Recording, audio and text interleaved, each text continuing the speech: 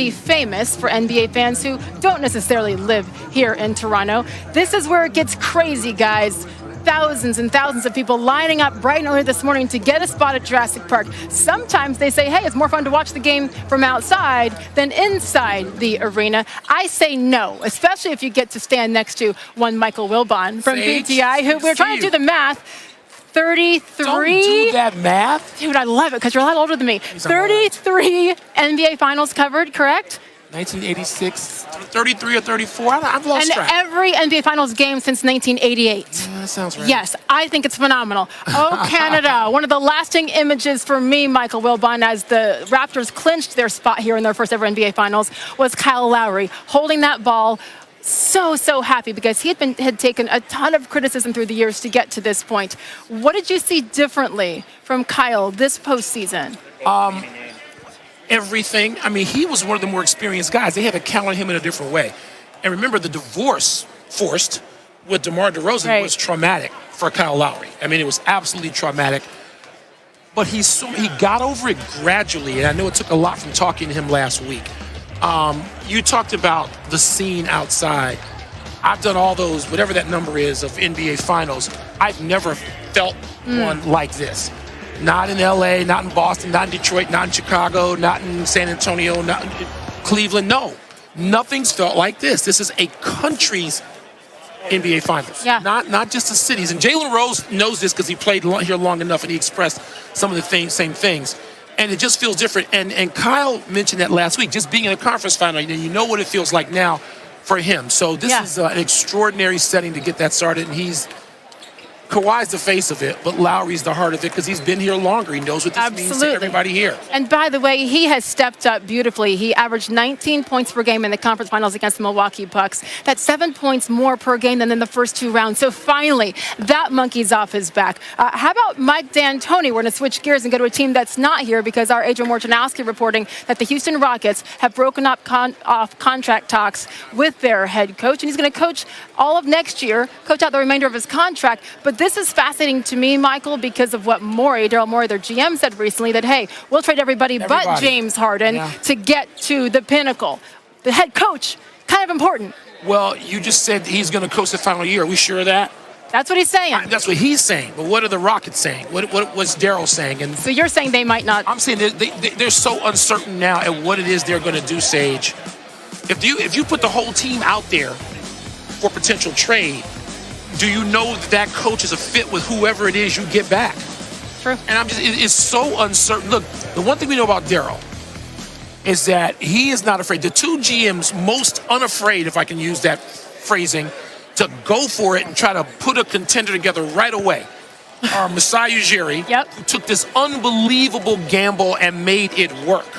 I don't care if they don't win a game in this. It still worked because they got further than they've ever gotten in their first NBA Finals. And Daryl Morey, who's still trying. He's got to go through Golden State to even get to that next step, and it hasn't worked so far. But Daryl's unafraid of that. You know he will acquire and trade anybody, but I think that includes the coach. Wow. Not that he doesn't. I'm not saying he doesn't want Mike D'Antoni, and I have not talked to Daryl about this, okay, specifically. I'm just saying when you're that unafraid and you will acquire people, everybody on that team has been acquired through trade or free agency, not necessarily drafted.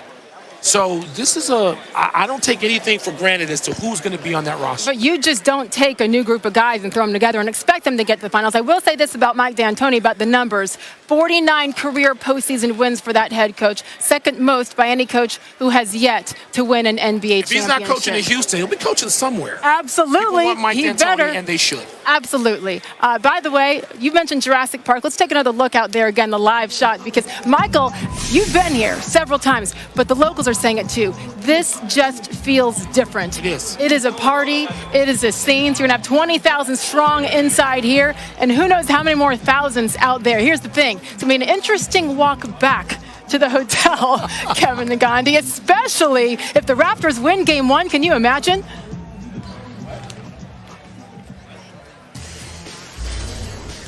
Sage, it'll be just like walking through a New Year's Eve, you know, and the bell and the ball coming down because the celebration will continue. And Kawhi Leonard giving all those people in the six reason to celebrate, averaging 31 points this postseason. Steph Curry doing his job, averaging 27, but that number has gone up dramatically with the KD injury.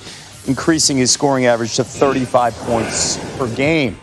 Great to have Tim Legler here with us. And when you talk about the superstars here, it is led by Kawhi and Steph Curry for both these teams. What's going to be the key for both of them, starting with Kawhi tonight in Game 1? For Kawhi, it's can he dominate the mid-range area to the floor the way that he did in controlling 2 series in a row against Philadelphia and Milwaukee. The difference with the Golden State Warriors, they have more guys that can guard him straight up individually that fit the physical profile.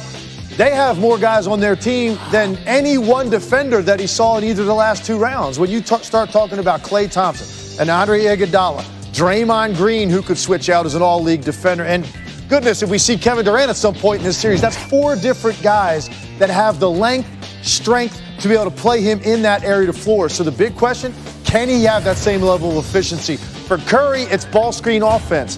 And for Toronto, that's a problem if you're going to have Marc Gasol on the floor a whole lot. You just can't ask him to be extended this far out. I'm really curious to see what Toronto's plan is going to be on the high ball screen. And it's not just as a scorer. As you can see, the playmaking is a big part of this as well. But what it's about for me is hitting him, holding him, hedging on him, making him veer with his handle, making him give it up if he starts to get into one of those roles. Does Toronto have the personnel and the capability to be able to deal with that particular part of their offense? Because to me, you're going to see that every night about 50 times. How do you defend that? It's going to go a long way in determining if you have a chance to win it. We saw in that graphic, too, right there, that breakdown. Looney's wide open. He's been fantastic the last 2 rounds here. So who wins tonight? I actually like Toronto tonight. I think the energy tonight, I think their bench is going to have somebody step up in a big way, whether that's Powell, coming in and giving them a ton of offense, Serge Ibaka, whoever that may be. And then finally, I'm going to go ahead and ride this Kawhi wave right now. I think in Game 1, before the Warriors have had a real chance to adjust to him, I think he has a big night tonight, and the Toronto Raptors get a win. And by the way, I don't think they can win this series unless they win this game. Okay, so if they win this game, we're going to come back to you. Shot. And then you give them a shot. If they lose tonight, I don't think they can win it. Legs, thank you so much. Game Changer is brought to you by Rocket Mortgage by Quicken Loans. Push button, get mortgage. Coming up, can Tiger roar back from his PGA Championship letdown? Full highlights and analysis from the opening round at the Memorial. Also, Juwan Howard's emotional introduction at Michigan today. Reaction from his former Fab Five teammate Jalen Rose. Plus, Jalen gives us his surprising finals prediction.